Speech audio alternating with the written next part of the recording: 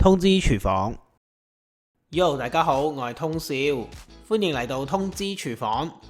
今日我會同大家分享一下點樣做呢一個台式嘅蛋餅。佢材料簡單，做法容易，而且餡料非常之百搭，你中意食咩都可以放落去噶。呢個蛋餅嘅做法非常之簡單，甚至當佢早餐整嚟食嘅話都非常之適合。基本嘅材料真係非常之少。第一件事，我哋要準備嘅係啲蔥花，將指定份量嘅蔥段，將佢切成幼粒，然後就放埋一邊備用。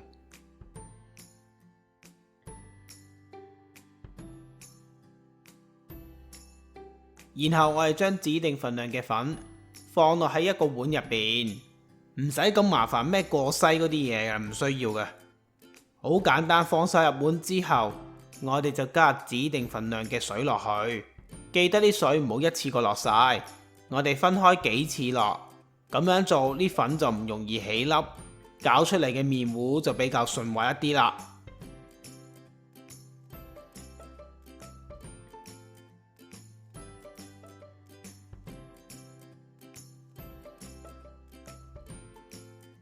當啲麵糊搞到順滑之後，我哋就可以將頭先切好嘅蔥花都加埋落去，再將佢哋攪勻，就可以放埋一邊。咁我哋就可以去煎個蛋餅啦。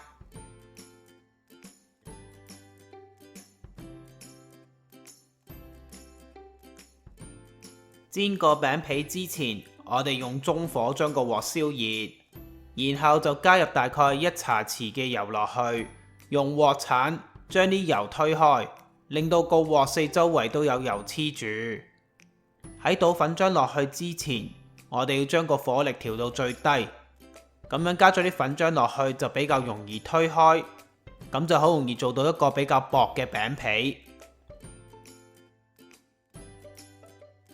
餅皮推開咗之後，我哋將個火力調校到中細火或者中火，視乎你爐頭嘅熱力。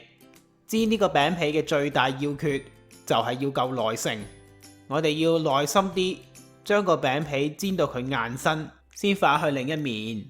如果個餅皮太軟太腍未硬身嘅話，你一反佢就會好容易將佢整爛。一開頭你唔肯定用咩火力，或者對呢個餅皮要煎幾耐冇乜信心嘅話，就不妨煎1至2塊嚟試下水溫先。當你掌握好呢個步驟嘅時候，以後你每次整都唔會再有問題噶啦。反個餅皮都有少少技巧嘅，要用一個大啲嘅鑊鏟將佢攝入去個餅皮下邊，要攝得比較深少少，咁樣反起上嚟就比較容易一啲。然後我哋都要耐心少少，將另外一面都煎到金黃香脆，大概係講緊1至2分鐘嘅時間。然後再反多佢一次，之後就加入發勻好嘅蛋漿上去，再將啲蛋漿喺餅皮上面推開佢。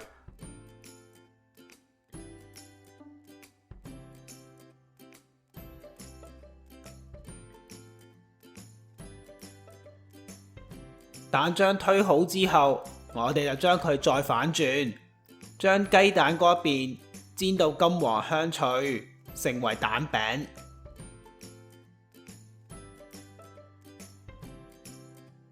雞蛋嗰邊煎咗佢1分零鐘，金黃香脆之後，我哋將佢反轉多一次，咁樣基本上個蛋餅就已經完成噶啦，可以鋪餡料上去。你可以選擇喺鑊嗰度直接包佢，又或者想容易啲嘅話，可以放上隻碟度，然後先慢慢包佢都可以。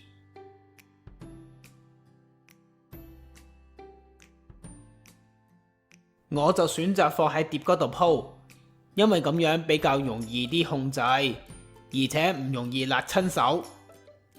台式嘅蛋卷會將啲餡料鋪去蛋餅嗰邊，大家鋪嘅時候記得要留意，唔好鋪錯啊！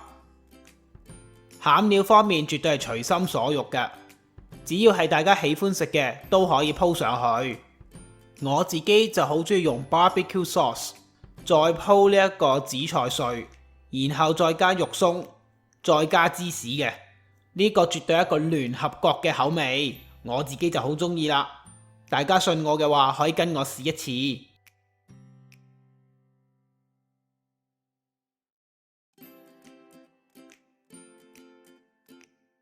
不過你無論落咩餡料落去，記得唔好擺得太多太滿，越多嘅餡料就越難包。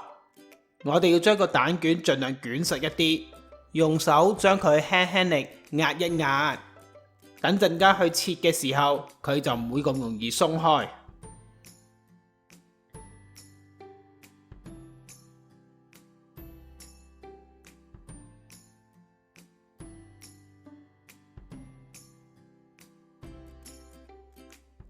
蛋卷捲好咗之後，就將佢平均切開，咁就食得啦。